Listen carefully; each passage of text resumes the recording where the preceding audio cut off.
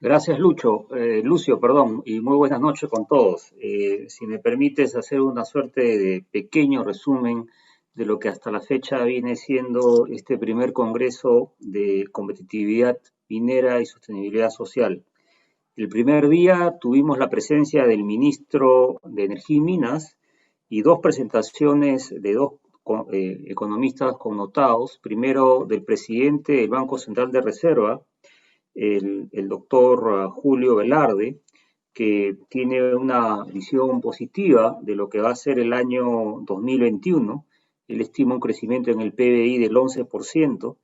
Obviamente el Perú ha caído casi en promedio, se estima que este año vamos a caer 12,7% en el PBI, cuando la economía mundial ha bajado solo 5%. Todo esto por el efecto de la pandemia.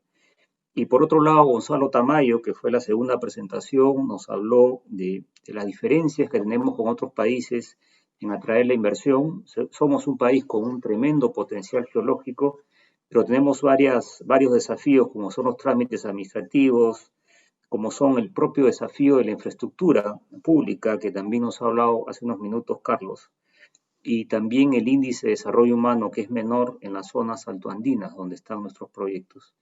Asimismo, la doctora Roxana Barrantes el día de ayer nos habló y nos resumió lo que fue su trabajo en la Comisión para el Desarrollo Sostenible. Y quizás el tema clave es que, siendo tan importante la minería, incluso como lo acabamos de ver en la presentación de César, el país tiene que tener como una de sus políticas de Estado la promoción de la industria minera. No es posible que tengamos ese potencial no se desarrolle a plena capacidad y porque es fundamental para el desarrollo del país en su conjunto. Sin esto, sin más que agregar, yo quisiera ahora pasar a dos temas que también son temas que en su momento abordó esta Comisión para el Desarrollo Sostenible, temas que están vinculados a la industria, a su larga tradición y que están pendientes. Uno de ellos es el tema de la minería no formal, la minería aurífera, que lo va a tratar con mucho detalle el doctor Antonio Samaniego, y luego el tema de pasivos ambientales, que va a ser tratado por el doctor Osvaldo Adubiri. Como digo, dos temas que son temas que tienen que también ser abordados como parte de una mirada conjunta de la industria. Adelante, Antonio. De ti depende que nos tomemos menos tiempo. ¿Aló? ¿Antonio?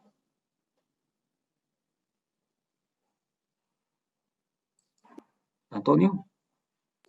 Gracias, Víctor. Voy a...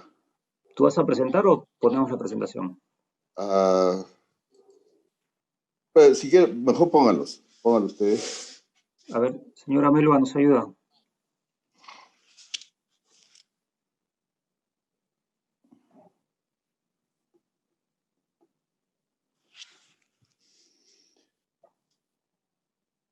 Bueno, buenas noches. Voy a adelantando un poco el tema.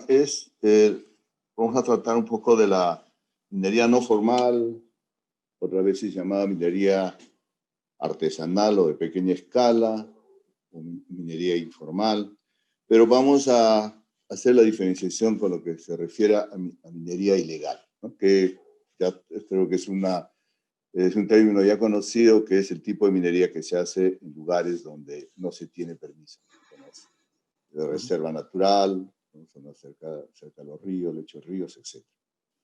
Adelante, por favor, Melba. Muy bien, la siguiente, por favor. El tema lo vamos a tratar en estos... El siguiente, por favor.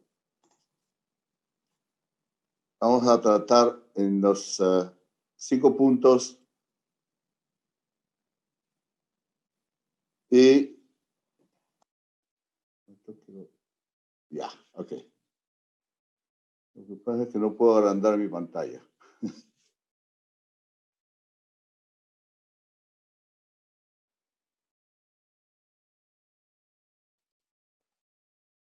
¿Me lo podrías agrandar la pantalla? No puedo.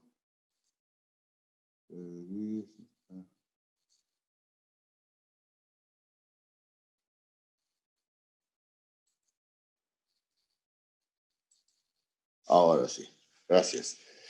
Bueno, vamos a hacer primero una presentación rápida de la minería en estadísticas.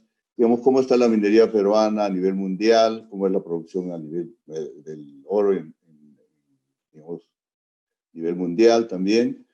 Luego vamos a ver cómo influencia la producción de la minería, de la pequeña minería y la minería artesanal en la producción digamos, de las cifras oficiales que se tienen por exportación contra las cifras de producción. Luego vamos a ver qué oportunidades podría brindar la minería no formal, ¿no? Considerando también tomar algunos aspectos de este estudio de competitividad minera que realizó el Instituto el año pasado. Siguiente, por favor. Vamos a hablar en términos generales de los temas de la formalización, los hechos relevantes, sus problemas, desafíos y algunas iniciativas que podrían incentivar a que los mineros se comprometan en formalizarse. Finalmente vamos a hablar de los temas pendientes, como son temas de legislación, los incentivos, beneficios que puedan lograr que la formalización avance. Y asimismo se menciona cómo podría participar la gran minería o la mediana minería en apoyar la formalización. Siguiente, por favor.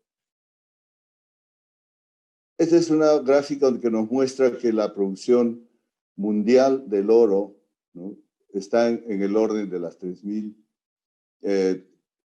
toneladas y que más o menos hacia el año 2020 la producción ya cesó de crecer. La siguiente, por favor. Acá podemos ver la forma como la producción ha cesado y también cómo está en distintos estratos, ¿no? El estrato inferior es Sudamérica, Centroamérica, sigue Asia, África, Norteamérica, el amarillo, Oceanía, el azul y verde son las repúblicas rusas y soviéticas. La minería informal o la minería no formal normalmente se produce en los tres primeros eslabones, ¿no? Sudamérica, Asia y África, ¿no?, que es donde se tiene la mayor concentración de este tipo de minería. La siguiente, por favor. Pasando al Perú, este es un gráfico de las estadísticas desde el año 2011 al 2019. Las barras azules son las producciones en miles de kilos o toneladas, miles de kilos, ¿no?, de cada año. Podemos ver, por ejemplo, que en el año 2011 la producción era del orden de 159 toneladas, 159 toneladas, perdón, de la gran minería o mediana minería, y bajaba a 6.000 de la minería, pequeña minería, y prácticamente inexistente la minería digamos, artesanal. Y así como avanzan los años, la minería formal, la gran minería o mediana minería iba disminuyendo su producción y llegaba a valores de 110 toneladas, mientras la minería artesanal y la pequeña minería han ido incrementando a partir digamos, la pequeña minería gradualmente, pero la artesanal sí ha sufrido un incremento importante por el año 2015 y 2016. Siguiente, por favor. En base a la información estadística, en este caso lo que se muestra es algo del Banco Central de Reservas, donde muestran la producción para los distintos metales y se muestra la producción del oro, que llega a 6.000 toneladas en la columna del centro. Realmente lo veo muy borroso. Yo no sé si ustedes pueden ver bien, pero está muy mal la producción. Vemos que, la siguiente, por favor, comparando las estadísticas de la producción que emite el Ministerio de Energía y Minas y la de exportación del BCR, vemos que existe una diferencia entre lo que se produce y lo que se exporta. Y esa diferencia puede llegar, en algunos casos, la última columna muestra en toneladas, de tener valores que podrían variar entre 40 y 60 toneladas. Entonces vemos que acá hay una brecha que definitivamente proviene de una minería no formal, una minería que no se declara, una minería que sale sin, digamos, sin registro, ¿no? Podemos agregar que sin pagar impuestos, etc. Siguiente, por favor. Entonces, ¿qué ocurre? Un poco digamos, el esquema de lo que es la gran minería, mediana minería, y de acuerdo a su tamaño de producción. Ustedes conocen muy bien que la gran minería es la que tiene una mayor productividad, mientras hacia la minería artesanal la productividad es más baja, es una minería de intensa trabajo manual, ¿no? Mientras la gran minería es intensamente mecanizada, ¿no? Y en lo que respecta a la aceptación en el entorno social, vemos que la gran minería es la que tiene menos aceptación y la minería artesanal tiene una mejor aceptación entre el público general, ¿no? La siguiente, por favor. Entonces, lo que puede hacer es de que si nosotros se logra que la minería no formal entre a la cadena productiva de la minería nacional, yo pienso que estas son las principales oportunidades que se podrían tener. Primero, se agregaría al potencial geológico del país todos los recursos auríferos silonianos que actualmente son explotados de manera irregular por la minería artesanal o pequeña minería, ¿no? Esta podría movilizar la economía de las zonas altoandinas, donde no se puede ni sembrar ni criar animales porque existe escasez de pasto. Consecuentemente, ayudaría a mejorar la infraestructura local en términos de fuente de trabajo y más remuneradas. Y también va a haber mayor fuentes de infraestructura, ¿no? Como por ejemplo, se hablaba mucho en la exposición anterior de la energía rural, ¿no? Muchas veces la energía rural tiene que ser subsidiada por el Estado, y cuando se tenga esta pequeña minería en pequeñas fuentes de consumo, entonces sí va a haber consumo de esto y se va a poder, digamos, financiar este tipo de proyectos. Con referencia a las instituciones o regulación, una mejora, una integración de la pequeña minería haría posible que exista una mejor gobernanza regional, ¿no? Ya que estas pequeñas empresas artesanales o pequeña minería tienen que ser auditadas y supervisadas. Y en lo referente al entorno nacional, una minería artesanal o pequeña escala abriría la posibilidad de que las comunidades puedan tener una fuente alternativa de trabajo y sean más permeables a la minería en general, permitiendo mejorar la aceptación de esta. La siguiente, por favor. Hablemos un poco del tema de formalización. Estas son ideas o, digamos, cosas relevantes que creo que son importantes tenerlas presentes en el concepto de la formalización. Aproximadamente entre 90 y 95% de la minería no formal se realiza en concesiones de terceros, normalmente mediana y gran minería. En igual porcentaje o muy similar, la minería informal se realiza en terrenos pertenecientes a comunidades y solamente en pocos casos en terrenos seriazos del Estado. Existe alrededor de 500.000 mineros informales que tienen su registro digamos, integral de formalización, según las distintas estadístictas que tiene el MEM o la Sociedad de Minería. Sin embargo, hay un gran porcentaje de estos que no trabajan en sus labores. Si uno analiza las estadísticas del MEM, ve muchos nombres, pero muchos de ellos son nombres duplicados. Yo creo que hay con las nuevas, digamos, leyes, va a haber una forma, ha salido recientemente en enero un reglamento donde los mineros artesanales van a tener que empezar a declarar, igual que un estamín que hace una mediana minería, una gran minería. Entonces yo creo que eso va a ser una forma de pulir esta relación de los mineros informales. Luego, el Estado peruano tiene ya mucho tiempo trabajando y los resultados no son significativos, ¿no? Y si bien la legislación ha sido simplificada en muchas ocasiones y a veces extendida en plazos, aún le resulta al minero complicado. Siguiente, por favor. Entonces, ¿por qué hay resistencia a la formalización por parte de los pequeños mineros, ¿no? El minero, en principio, el minero formalizado, a veces no percibe ninguna ventaja comparativa al formalizarse, además de tener un carnet, etc.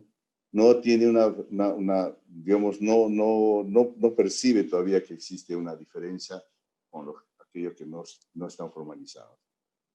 Y los que se formalizan reciben, por el contrario, una presión de parte de la SUNAT, porque son muy exigentes con las obligaciones, como deben ser, claro, y por lo que prefieren cumplir la principal labor, que es la facturación, lo hacen a través de unas terceras personas que le llaman los facturadores. Y estas personas han creado un negocio muy rentable y que lo que hacen es simplemente blanquear la venta del oro. Hay líderes en las agrupaciones de los mineros artesanos que, apoyados por políticos, intentan hace ya varios años que pasar reglamentos o leyes que reviertan para hacer que el Estado revierta las concesiones que denominan ociosas, ¿no? Y que se las sean a los mineros informales. Estas concesiones ociosas se refieren a aquellas que pertenecen a terceros y que no están siendo exploradas o explotadas. Finalmente, la ausencia del Estado en lo que respecta a dar facilidades bancarias, de salud, de trabajo en lugares cercanos a los centros mineros donde se realiza la minería informal. Muchas veces la SUNAT exige que las transacciones se bancaricen y el banco más cercano pues se encuentra a 2 o 3 horas del lugar donde se realiza la transacción. No existe una oficina del Ministerio de Trabajo donde se puedan regularizar las planillas y los centros de salud que existen están muy desatendidos. Siguiente, por favor. ¿Eh? ¿Y por qué las direcciones regionales son muy escasas, no tienen infraestructura, no tienen personal para poder atender la gran demanda que tiene la formalización? Los servicios de maquila o comercialización ofrecida por el sector privado, entiéndase las plantas acopiadoras, es visto por los mineros como un último recurso, dado que desconfían de los pesos, de las humedades, de las leyes que arrojan estos laboratorios. La gran mayoría de artesanos prefieren usar sus timbaletes para, dicen, obtener el oro grueso y comercializar los relaves, o sea, lo que queda que le denominan arenillo. Y el oro refogado que comercializan de manera directa con compradores locales que no les extienden ningún tipo de factura. Estas arenillas son vendidas a las plantas procesadoras, aunque cada vez hay más artesanos que lixivian las arenas en pozas artesanales y recuperan con carbón activado. Hay plantas de desorción en diversas partes del país. En Lima, al menos, hay 9 plantas que dan este tipo de servicio. Los artesanos, y esto es una cosa muy, muy negativa, ¿no? Los artesanos que finalmente logran sacar un RUC y venden ya de forma formal, pierden automáticamente el poder atenderse en el sistema integrado de salud, que era gratuito. Siguiente, por favor.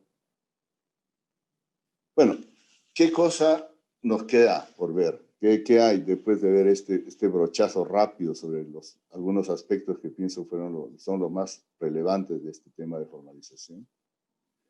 Yo creo que el proceso de formalización requiere, aparte de tener una legislación efectiva, requiere 4 soportes fundamentales, ¿no? Y estos soportes deben ser liderados por el gobierno y apoyados por organismos civiles, y que también puedan participar las empresas de la gran minería o mediana minería.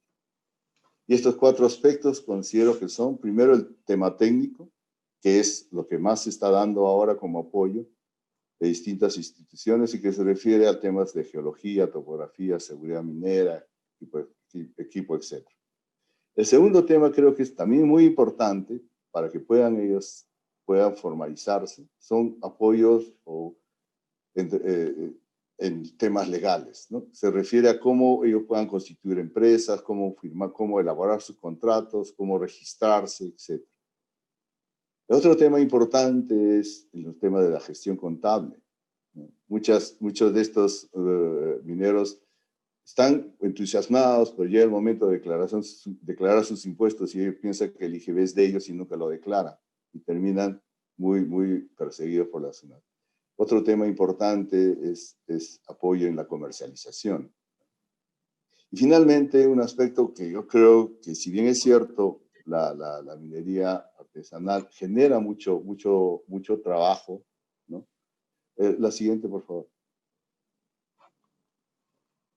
La siguiente. Y ahí. Entonces, digamos, la siguiente. Te has retrocedido dos. La siguiente, por favor. Ahí nomás. No. Ya, ahí está bien. Entonces, los temas de recursos humanos, como le digo, es muy importante que los mineros artesanales puedan tener puedan cotizar en las planillas, tener un seguro social, tener pensiones.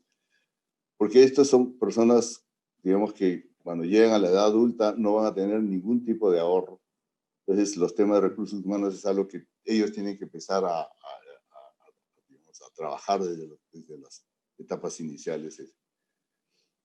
La siguiente, por favor.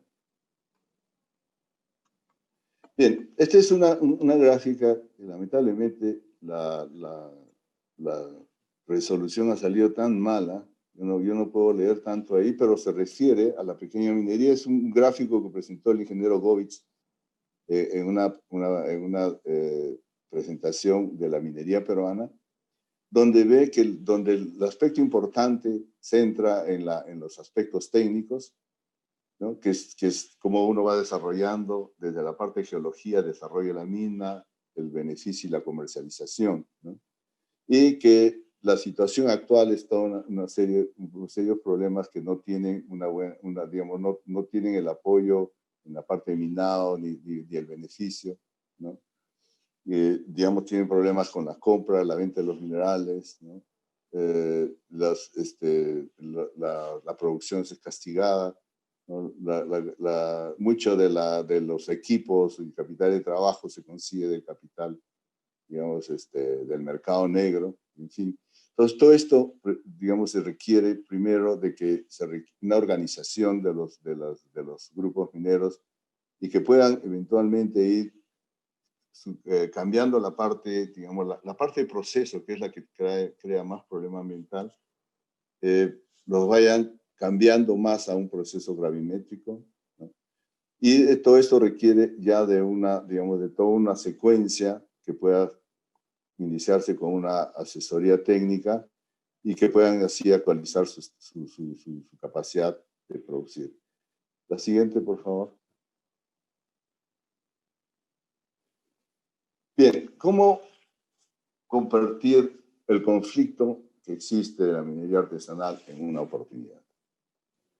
Los impactos, digamos, en el contexto social de la minería artesanal o pequeña escala, también denominada MAP, son muy distintos a los de la gran minería o mediana minería.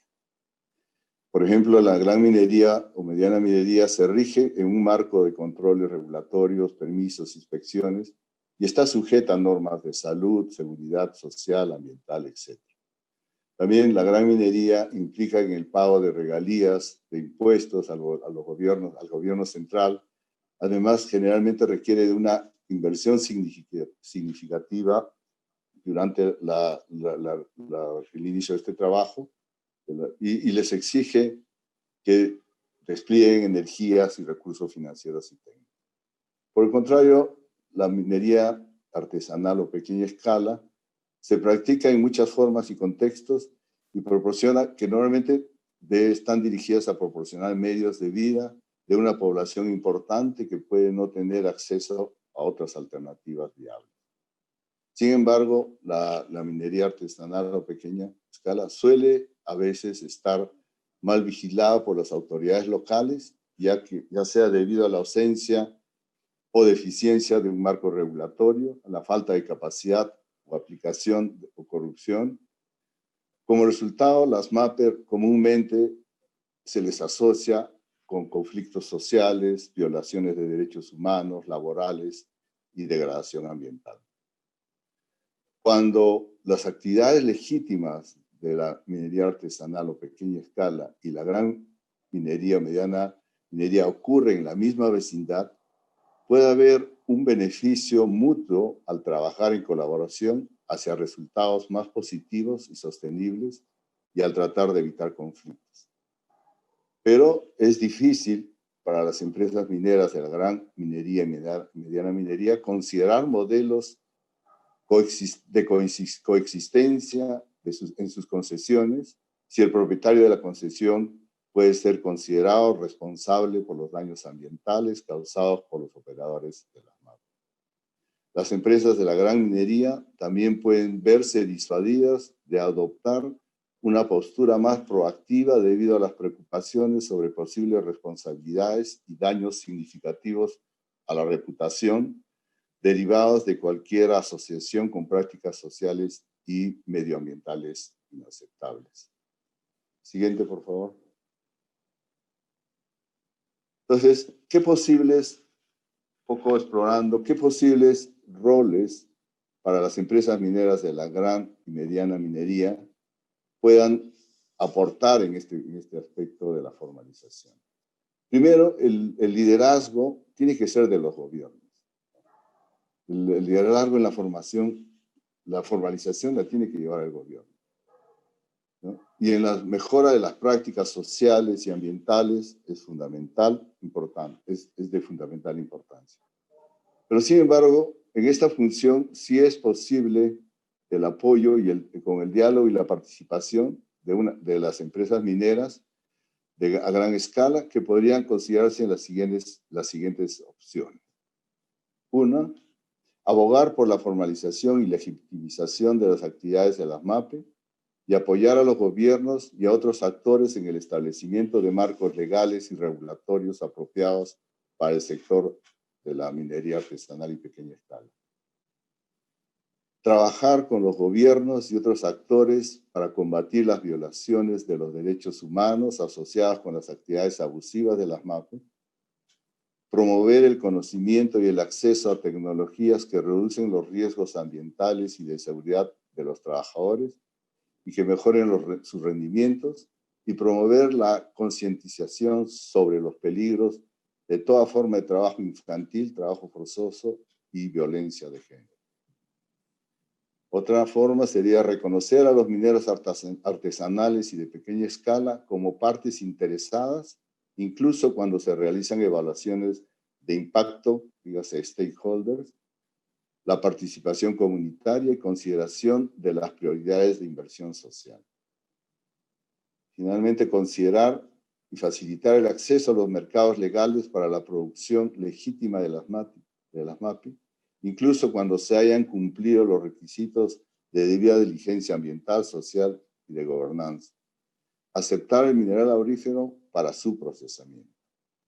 Y finalmente, considerar la posibilidad de ceder, cuando sea debidamente apoyado por las autoridades nacionales, las áreas de concesión que no sean viables para las actividades mineras de gran escala y buscar trabajar con las autoridades locales para prevenir cualquier afluencia relacionada de mineros que puedan socavar la sostenibilidad de tales esquemas en el tejido social del área local. Entonces, estas son ideas que he extraído de varios documentos preparados por el World Council, que es una asociación sin fines de lucro conformada por las principales empresas productoras del oro. Entonces, como ven, hay formas o hay ideas de poder que trabaje la gran minería con la pequeña minería, pero siempre respetando por delante los temas ambientales, temas de trabajo infantil, trabajo forzoso. Y con eso yo doy por concluida esta breve ideas sobre cómo poder trabajar con la formalización minera. Muchas gracias. Muchas gracias, Antonio.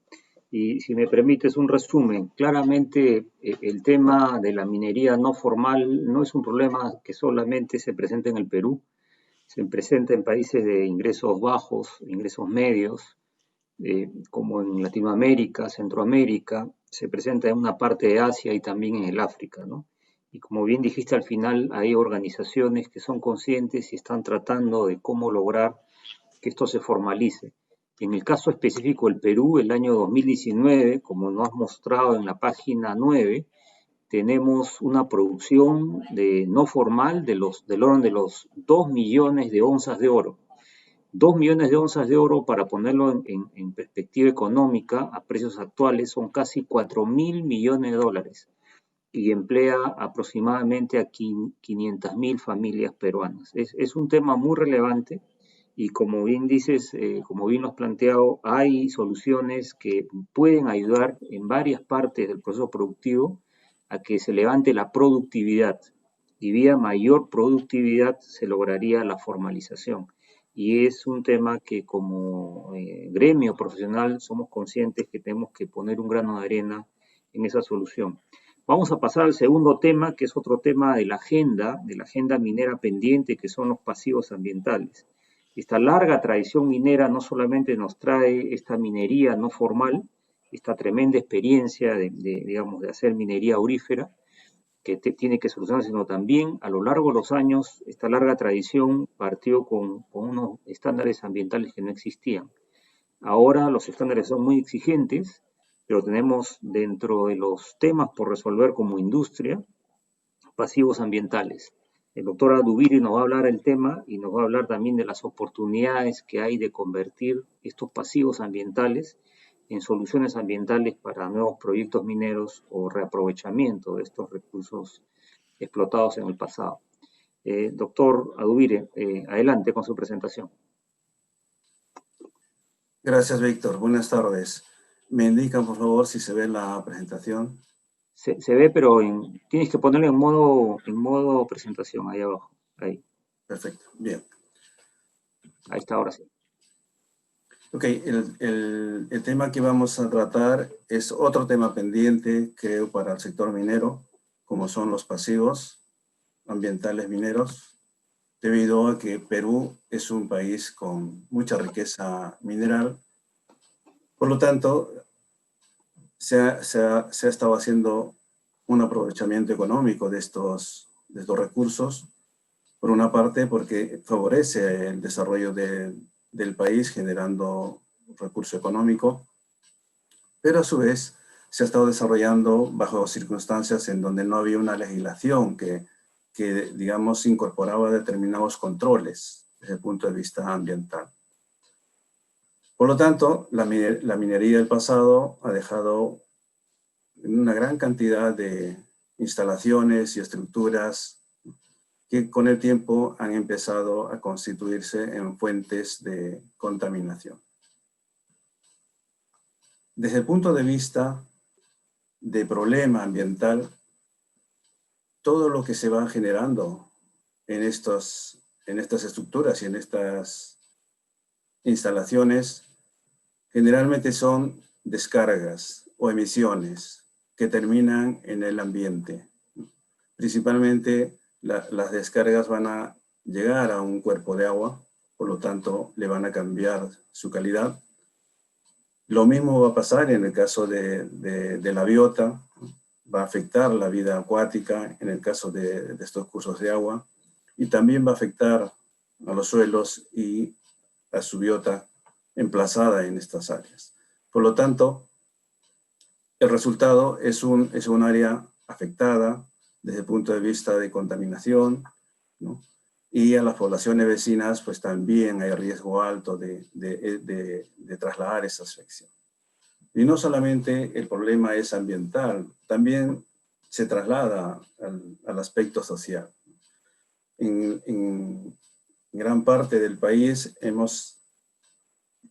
tenemos información de que los conflictos sociales en muchos casos se basan con estas malas relaciones de componentes de antiguas operaciones en donde sí, pues terminan afectando este medio físico, sobre todo a las poblaciones cercanas en los lugares en donde se han desarrollado estas actividades.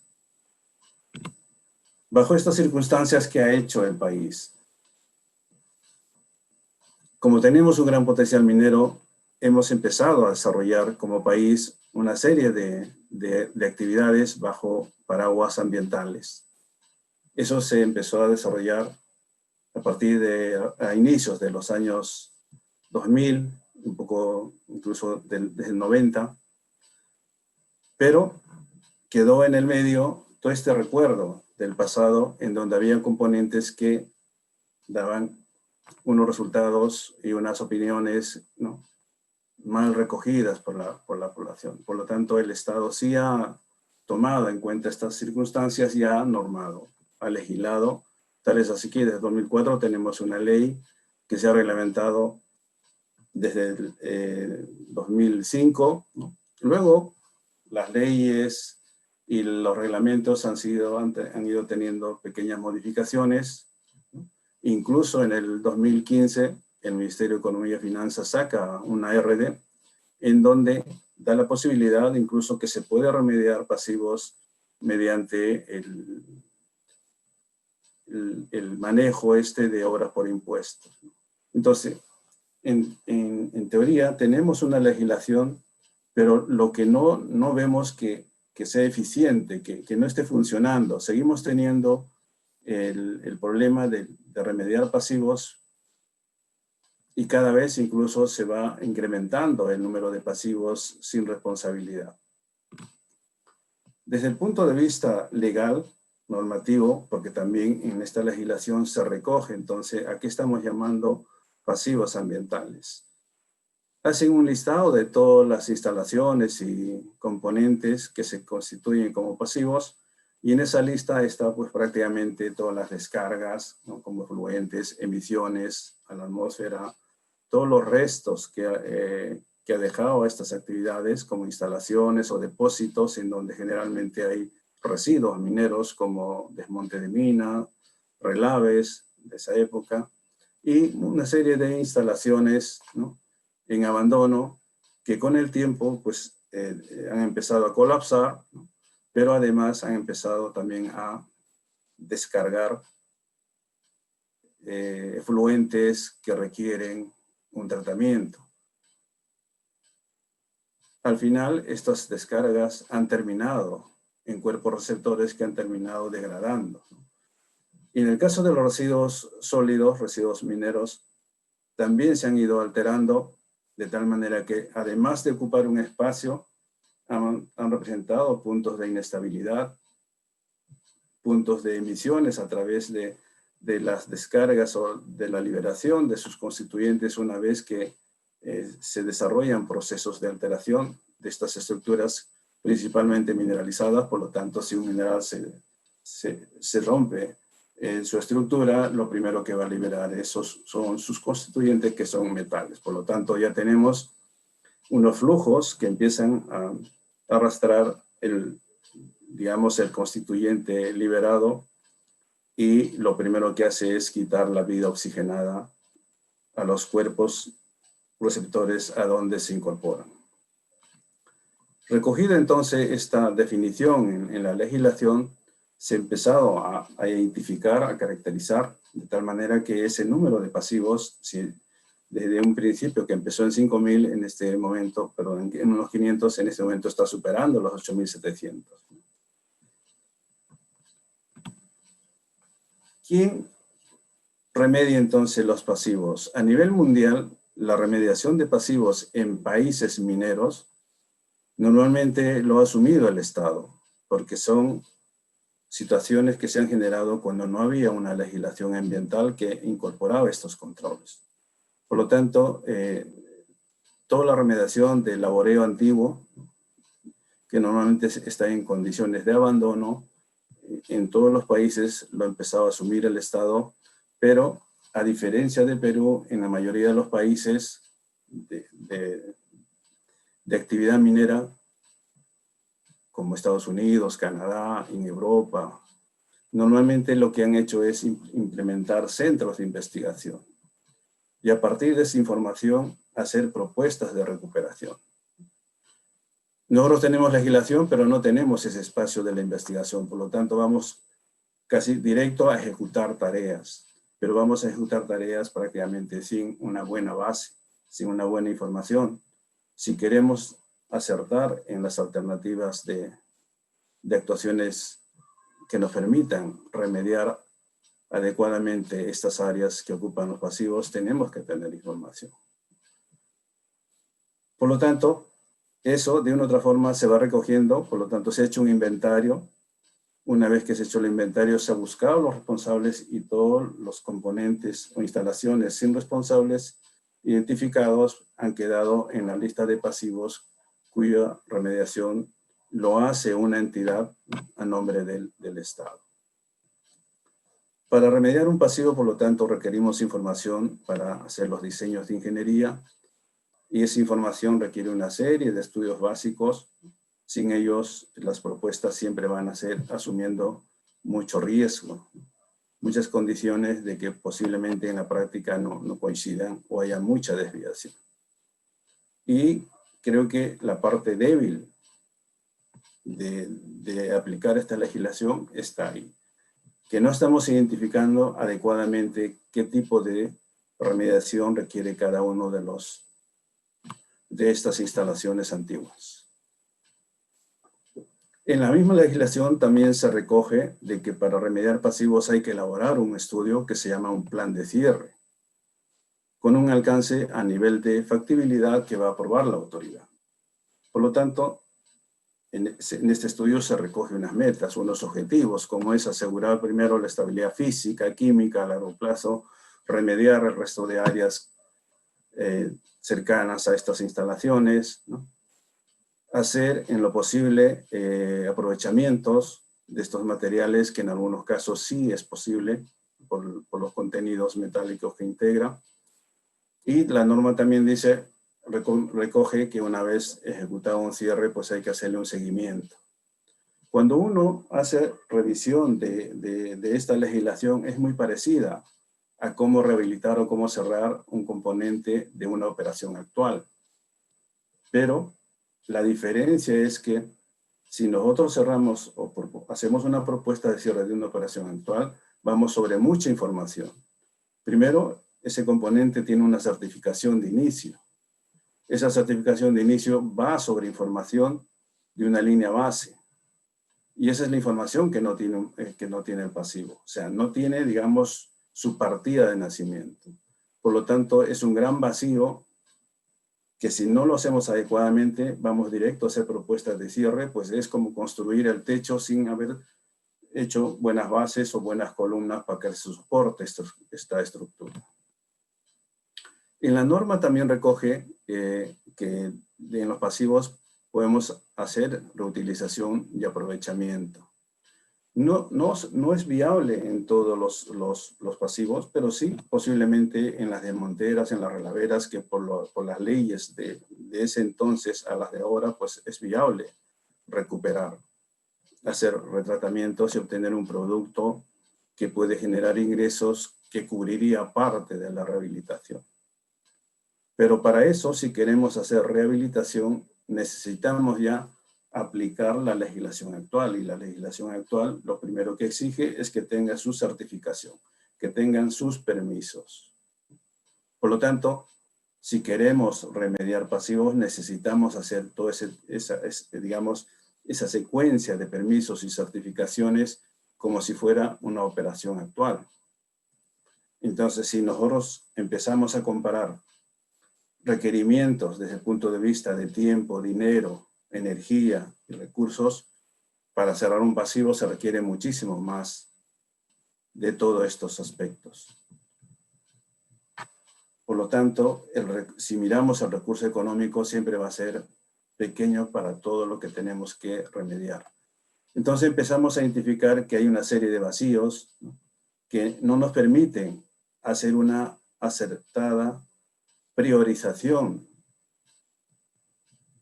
Y esa priorización lo podríamos conseguir posiblemente con una buena identificación del tamaño de impacto que genera cada una de estas estructuras abandonadas, ¿no? Cómo utilizar una evaluación del riesgo, pero una evaluación del riesgo, digamos, planificada y específica para este tipo de actuaciones. Podemos utilizar cualquier metodología que en el mercado, pero tenemos que adaptarla para estas circunstancias de tal manera que nos permita identificar realmente cuál de estas instalaciones o cuáles del grupo de instalaciones que queremos remediar son las que mayor cambio o mayor impacto o mayor riesgo aportan a la zona. Posiblemente de un número X, vamos a suponer de un número de 50, a lo mejor son 10 los componentes antiguos que generan todo el impacto mayoritario. El resto posiblemente no, incluso muchos de ellos podrían ser perfectamente aprovechables. Por lo tanto, desde el punto de vista de impacto, según la sensibilidad de la población, parece que todos los pasivos solamente son fuentes de contaminación. Y no es así. Y eso sucede porque no lo hemos datado, no lo hemos diagnosticado. Y una herramienta que nos podría identificar qué pasivo es peligroso y cuál no, o por lo menos cuáles de ellos se podrían aprovechar, sería hacer una elección de unos métodos que nos permitan evaluar el riesgo de la forma, digamos, más coherente posible. Si queremos hacer eso, tenemos que buscar entonces variables o parámetros sensibles a estos componentes, ¿no? Que realmente nos den el pulso, que nos den una radiografía específica para saber cuál es la dimensión del riesgo que representa. Entonces, podemos usar métodos sencillos como los que venimos utilizando incluso en seguridad, simplemente usar probabilidad por gravedad, pero centrarnos más en la gravedad, porque nosotros necesitamos saber qué daño, qué impacto, qué riesgo representa cada uno de ellos. Entonces, ahí podemos cargar una serie de variables según las instalaciones o las estructuras que queremos evaluar. Podemos considerar, por ejemplo, el área, el volumen, porque no es lo mismo tener un volumen de un material altamente tóxico, un material a lo mejor incluso aprovechable. No podemos darle la misma solución estándar a los dos pasivos cuando uno perfectamente se puede aprovechar. El nivel de peligrosidad, la vulnerabilidad del cuerpo receptor. Y así, elegir parámetros que realmente nos den una información de cómo priorizar las actuaciones. Por ejemplo, he cogido un cuadro de una metodología que nosotros hemos desarrollado desde el punto de vista de peligrosidad, considerando, por ejemplo, los efluentes que normalmente, si proceden de actividad minera, siempre van a mover metales. Por lo tanto, el parámetro no solamente es que sea ácido y que mueva metales, sino cuánto mueve cada uno. Naturalmente, el que mueve más va a generar más daño. Puede ser la misma cantidad o el mismo flujo, algún parámetro puede ser similar como el pH, pero el que lleva más metales es un efluente más tóxico. Entonces, desde el punto de vista de valor de riesgo, en nuestra matriz debería salir esos resultados. Eso es lo que se está recogiendo cuando miramos peligrosidad. Por ejemplo, se está mirando desde el punto de vista del material que se va a alterar, pues es un material que si no se altera, no libera carga metálica, seguramente no será peligroso, por lo tanto, podemos pensar que serían materiales aprovechables. Pero si es un material altamente generador de acidez, pues una vez que se altere el residuo sólido, vamos a tener un efluente líquido mucho mayor peligroso para el medio físico en donde se va a incorporar, sobre todo en los cuerpos receptores o cuerpos de agua o flujos de agua. Por lo tanto, eso tiene que estar sensibilizado en la variable que estamos evaluando. Lo mismo podremos incorporar, por ejemplo, los efluentes. Cuando ya se han alterado estos materiales, ya tenemos un efluente que va arrastrando todo lo que se ha liberado y podríamos igual, es decir, si el resultado es un efluente neutro, por lo tanto, desde el punto de vista de peligrosidad, pues no afectaría mucho al cuerpo receptor a donde se incorpora. Pero si es un efluente altamente ácido con mucha carga metálica, naturalmente tendría en la escala, como se ve aquí, pues un nivel muy peligroso. De tal manera que cuando hagamos la iteración podamos identificar fácilmente cuáles son el grupo de componentes que van a requerir digamos, mayores estudios, porque su remediación va a impactar muchísimo en el área, ¿no? Porque vamos a retirar principalmente, o vamos a remediar principalmente a los que mayor contaminación o riesgo introducen en ese espacio. Y normalmente siempre es un número reducido los que van a generar mucho más impacto respecto a otros en donde su impacto es menor, pero muchas veces se presentan en mayor cantidad.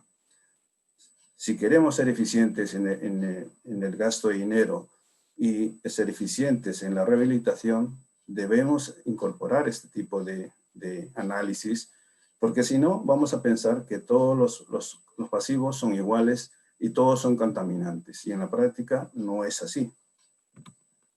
Una vez que tengamos estos resultados, identificados los componentes, pues empezamos a mirar el resto de gaps que tiene. Ya sabemos si es una salida de agua, pues tenemos que tener un buen estudio hidrogeológico. Pero si es un efluente que también tiene una salida, o un componente que tiene un efluente que no tiene o no mueve carga metálica, o es un componente que no tiene ninguna salida de agua, es un componente en superficie y encima es material que no se altera, o si se altera, no libera carga metálica, posiblemente en la valoración debería estar identificado pues, como un nivel de riesgo aceptado o moderado. Quiere decir que la medida a aplicar para rehabilitar también va a ser con menor prestación que si tenemos enfrente a un componente altamente, digamos, contaminador o con un nivel de riesgo elevado. Otro aspecto que se ha identificado a la hora de querer cerrar pasivos es de que en la zona donde encontramos emplazados estos pasivos no tenemos historia ambiental. Por lo tanto, tenemos que generar esa línea base. Y esa línea base, no solamente la parte ambiental, sino también la parte social, porque eso está incorporado en la legislación y además es un compromiso ético del sector, digamos, de remediar el pasado, porque de una u otra forma es una carta de presentación que no permite hacer una buena integración o coordinación con los stakeholders de las zonas en donde se emplazan estas estructuras y estas instalaciones en abandono. Y más aún si queremos aprovechar uno de estos pasivos, como pueden ser materiales de desmonte que tienen cierto contenido metálico que se puede recuperar, el pedir permiso requiere utilizar la legislación en donde lo primero que dice, si quieres recuperar o hacer actividad minera, aunque es retratamiento, sigue siendo actividad minera, tenemos que sacar primero un estudio de impacto ambiental. Entonces, no es información que lo vamos a obtener en poco tiempo. El estudio de impacto ambiental va a ir sobre una línea base, va a ir sobre una descripción del método de rehabilitación. Por lo tanto, tenemos que desarrollar, por un lado, el método de remediación a un nivel de factibilidad y la línea base que nos permita identificar estos riesgos, estos peligros, a partir del cual se va a pedir unos permisos. Por lo tanto, es información que requiere un tiempo de maduración que puede pasar fácilmente los 3 años. Con esa información recién haríamos los diseños de ingeniería, pero estos diseños tienen que ir sobre la información básica, que tiene que ver con el agua superficial, agua subterránea, la calidad de las rocas, ¿no? Desde el punto de vista geoquímico, en donde posiblemente identifiquemos materiales aprovechables y materiales que no tienen ningún aprovechamiento. Por lo tanto, la forma como vamos a terminar cerrando estas estructuras va a ser totalmente distinta. Por lo tanto, no hay recetas estándar. En algunos casos, si nosotros miramos el listado de pasivos, este es un pasivo que simplemente son los muros del antiguo campamento. Retirar esto tiene digamos, unas actuaciones más sencillas que remediar un pasivo en donde tenemos grandes descargas de flujos que llevan mucho contenido metálico. Si queremos remediar esto, lo primero que vamos a buscar es el origen, ¿no? Con el estudio hidrogeológico cubriremos la cantidad y la calidad y el periodo en el cual va a seguir saliendo estas descargas. A partir de ahí recién propondremos su rehabilitación. En cambio, remediar esto es más sencillo. Es simplemente buscar un sitio, incluso si es material aprovechable, directamente trasladar al nuevo uso y el espacio que ocuparon se rehabilita y en un tiempo pequeño ya lo tendríamos rehabilitado. Por lo tanto, la lista de pasivos carece de esa información, digamos, de una evaluación del riesgo, pero en donde se haya hecho con los parámetros que realmente identifican a estas estructuras, ¿no? Y la clave está en acertar qué parámetros son los que tienen que considerarse en el estudio de riesgos. Luego, además del vacío de que no hay línea base, también se tiene que hacer la evaluación de alternativas. Por lo tanto, vamos a recurrir a una matriz de compromisos, ¿no?, que se va a tener que generar porque se requiere una línea base social para cerrar un pasivo. Entonces, va a haber unos acuerdos. Y esta parte creo que también es otra tarea pendiente. No se está llevando bien. Quizás el Estado, como se asume compromisos con las poblaciones del entorno en donde hay pasivos emplazados, pues el Estado debería, o la entidad que encargada de remediar estos pasivos, debería hacer estas actuaciones, ¿no?, de tal manera que cuando se licita el cierre de unos pasivos, la línea social con todos sus compromisos esté ya realizada. Caso contrario, se puede buscar las mejores alternativas técnicas, pero si no somos capaces de solventar la admisibilidad social, seguramente las actuaciones se van a perder, ¿no?, se van a paralizar.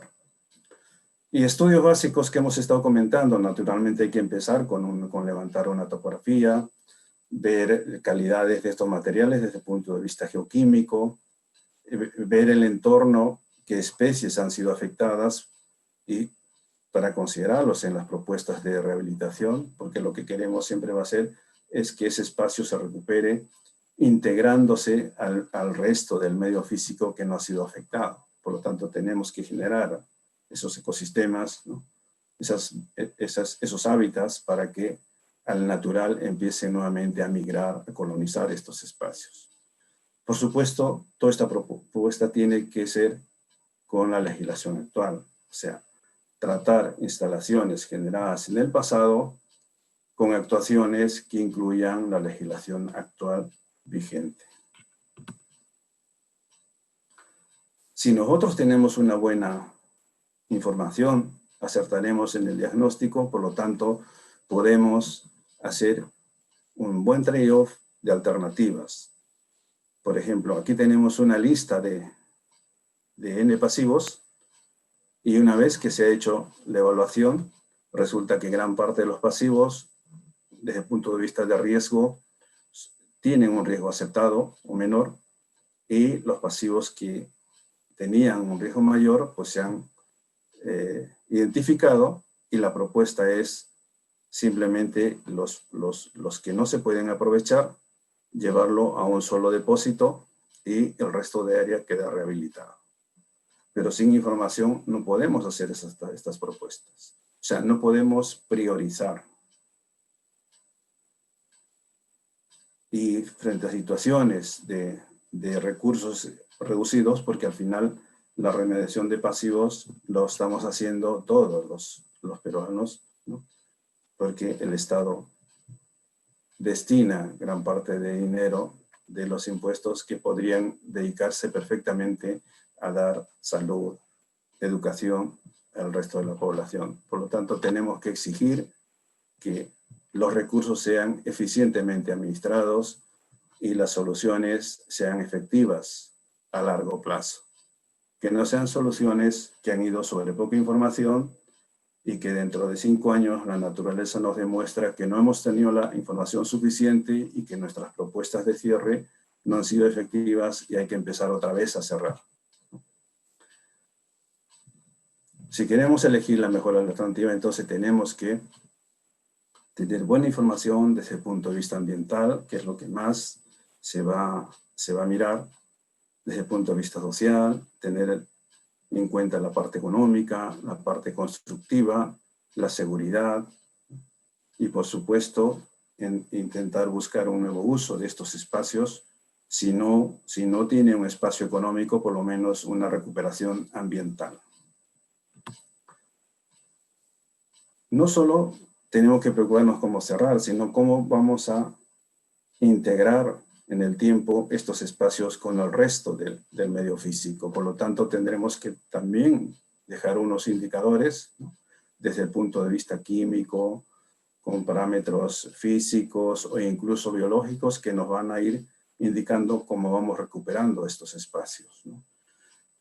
En eso sí tenemos bastante experiencia, creo que hemos aprendido bastante en cómo hacer estos manejos cuando estamos haciendo certificaciones ambientales, por lo tanto también lo podemos adaptar para la parte de hacerle un seguimiento a las zonas rehabilitadas de emplazamiento de pasivos.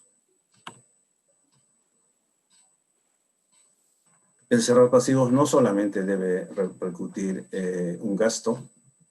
Si hacemos una evaluación del riesgo, posiblemente identifiquemos oportunidades de aprovechamiento. Sin esta información no va a ser viable aprovecharlos.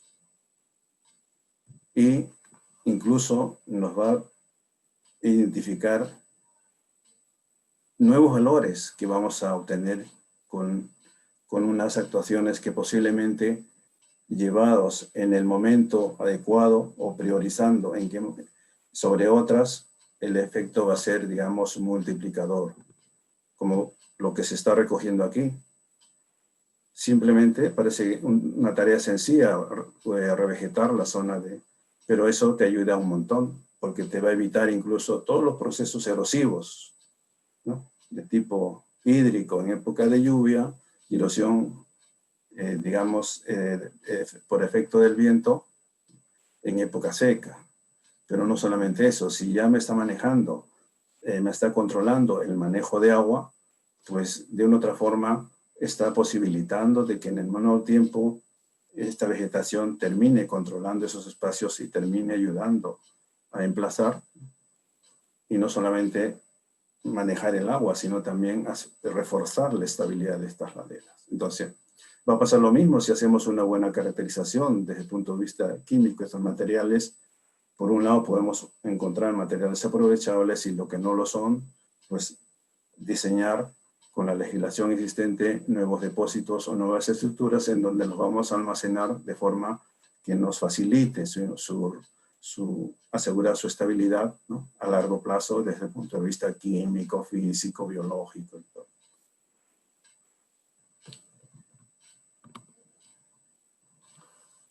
Como agenda pendiente, creo que todavía es una tarea pendiente de seguir evaluando e investigando principalmente cómo cerrar estructuras del pasado con, digamos, con las tecnologías actuales. Pero el Estado tiene que seguir, digamos, potenciando y yo creo que tendríamos mayor éxito, porque eso ya lo han hecho en otros lugares, como en Europa, por ejemplo, grandes tajos que se han convertido en lagunas, pero no se han convertido en lagunas de la noche a la mañana, sino a partir de estudios de investigación en donde se ha simulado lo que va a pasar dentro de 5, 10, 20 años. El cerrar pasivos no es una tarea para mañana, pero sí tenemos que tener buena información, recoger información a base de proyectos de investigación. Y una vez que se tengan, digamos, esta información, hacer pilotajes, hacer parcelas de experimentación y poner en práctica. Y por supuesto, lo que ya se ha cerrado, convertirlo en parcelas de experimentación y ver lo que ha tenido éxito y lo que no ha tenido éxito. Y investigar por qué no ha tenido éxito para no volver a repetir los mismos procedimientos que posiblemente lo estemos considerando como los aptos para rehabilitar zonas de pasivos. Y quiero terminar haciendo un comentario de que por las exposiciones anteriores se han reforzado lo que siempre se viene diciendo: Perú es un país muy rico en recurso mineral. Por ello, tenemos pasivos. El país que no tiene recurso mineral naturalmente no tiene pasivos, pero tenemos que incluirlos en nuestros procedimientos, en nuestras actuaciones.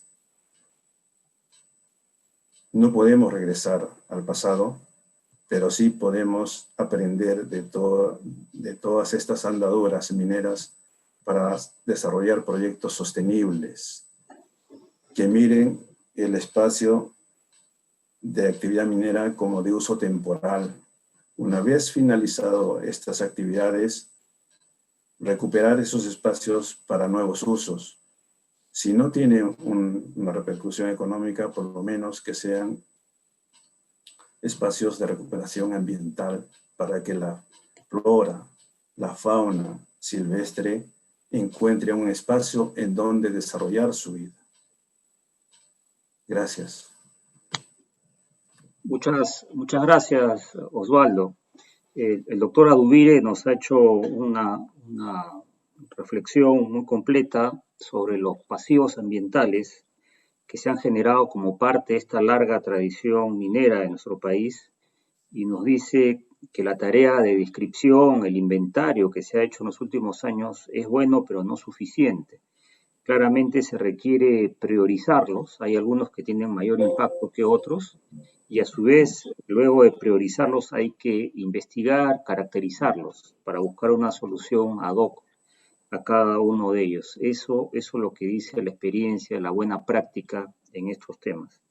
Y claro, y también hay casos muy exitosos como un pasivo ambiental que es urbano, no era un pasivo ambiental minero, que era el río Chili, que estaba contaminado en la ciudad de Arequipa, y que Cerro Verde hizo una inversión muy importante en tratamiento de aguas, de estas aguas servidas que contaminaban el río Chili, y lograron convertir ese proceso en la fuente de agua para la expansión de Cerro Verde.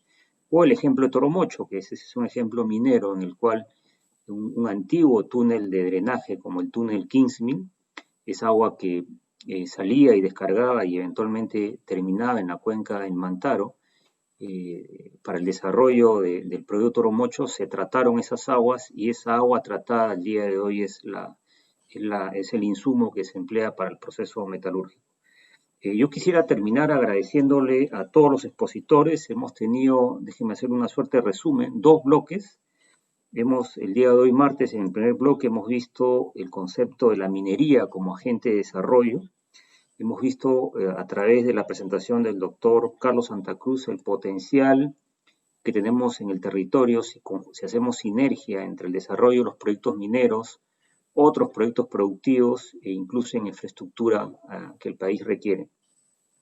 Y el ingeniero César Butrón nos ha hecho desde una perspectiva histórica y una proyección futura cómo el desarrollo energético está ligado directamente al desarrollo que hemos tenido en la industria minera. Y en el segundo bloque, el doctor Antonio Samaniego nos ha hecho la reflexión sobre cómo podríamos integrar a estas 500.000 familias y lograr que se formalicen vía una actuación que levante la productividad de esta actividad aurífera no formal. Y finalmente el doctor Adubire nos ha igualmente planteado este tema de agenda que es los pasivos mineros. Yo quisiera invitarlos, este es un congreso que tiene su segundo día, estamos culminando el segundo día.